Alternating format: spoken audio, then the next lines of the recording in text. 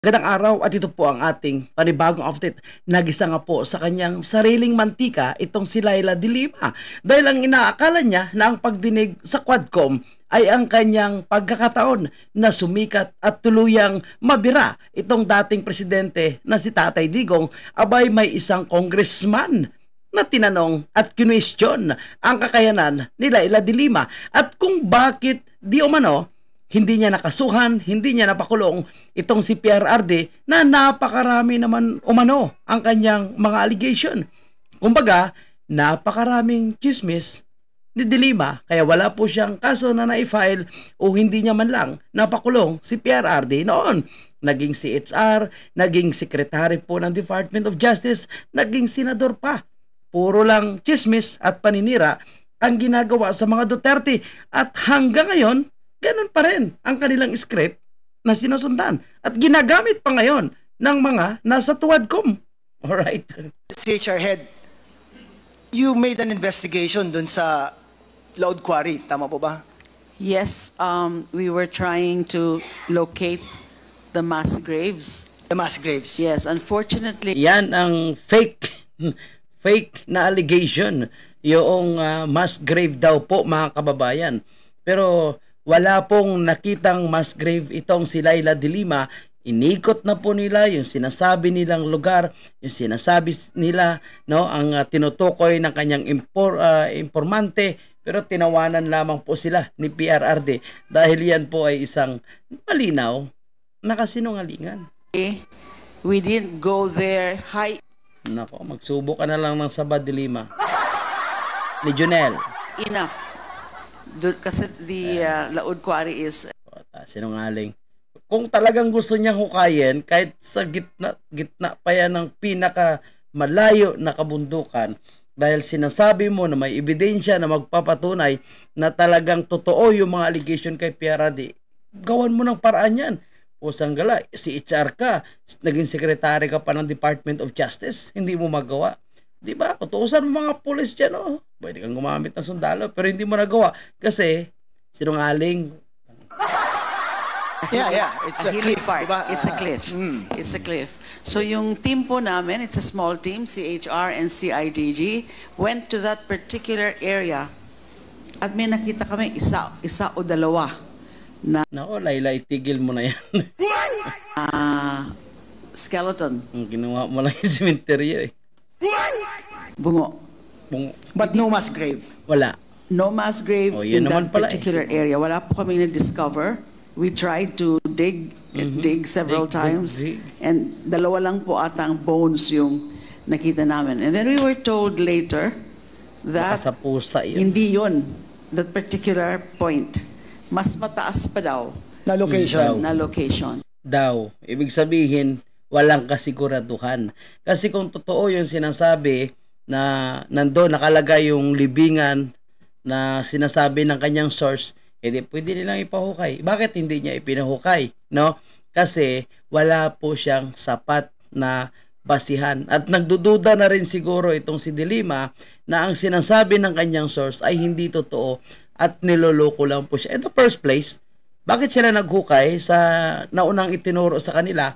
No, at may nakuha daw po sila na 2 bungo doon. Pero hindi naman daw 'yun ang pinakamaskrip talaga, nasa taas pa.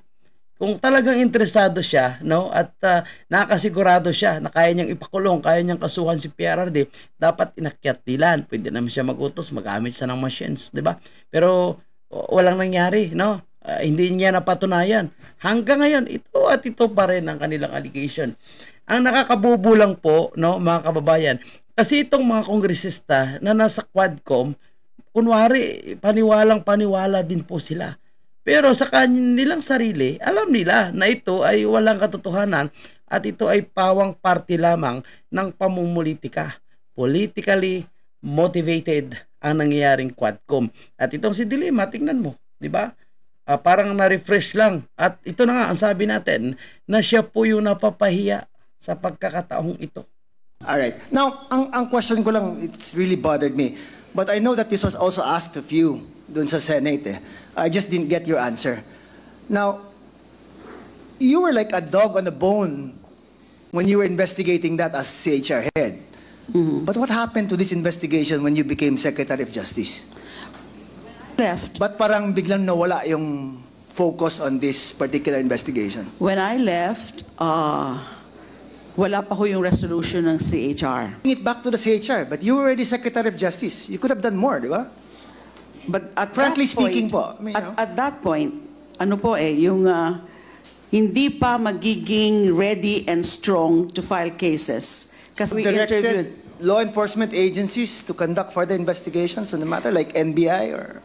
Well, I remember that I assigned to NBI to make some follow-up investigation or to just investigate still the DDS. But when I asked them about developments, ang sabi po nila, nahihirapan po sila dahil walang mga nakahanap na mga willing witnesses.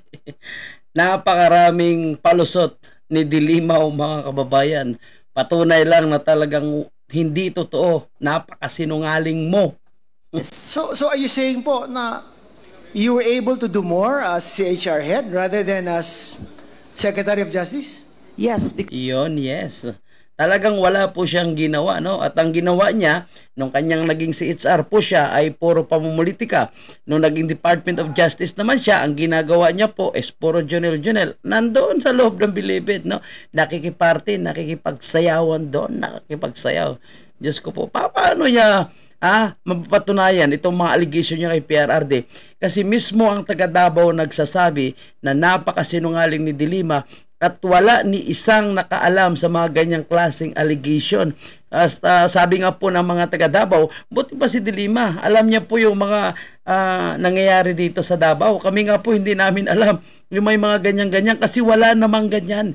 Yan po is purely allegation lang at gawa-gawang kwento nitong si Matubato. Itong si Asierto, ngayon ito na naman si Goban na gumagawa lamang ng kwento para sirain ang mga Duterte. Pero yan po ay mahabang kwento na po yan. Matagal na po na mga kwento-kwento na yan pero walang katotohanan. At never po nilang napapatunayan. Ngayon, dinadagdagan naman ng Quadcom, no? Mayroon na namang DDS daw po at sinabayan po sila ni PRRD. Ginawang biro ito ni PRRD sa Senado. Ito ngayon, paniwalang-paniwala sila. Tapos naglagay na po sila ng additional, no? Na para makumpleto ang kwento, mayroon ng reward money, no? Pero lahat na kanilang tinuro, no, ay hindi naman umamin. Isa lang ang nagsasabi dito, kundi si Garma. Dahil obvious naman po na ito ay nasuhulan para magsalita ng kung ano mang kasinungalingan. Pero binolgar naman po sila ng isang Police Colonel Grijaldo at sinabing hindi totoo yan at siya ay sinubukang suhulan, kausapin, no, bigyan ng script para patutuhanan ang sinabi po ni Garma na umano'y totoo itong reward system sa Davao. At kinapipist nga po ito, inimplement daw po sa buong bansa nung naging presidente si PRRD. Pero lahat po yan is purely allegation at hindi totoo dahil gusto nila sirain ang napakagandang imahe ng mga Duterte, particularly po si PRRD. Alright? Ayun, si Dilima ay nag-isa sa kanyang sariling mantika. Salamat.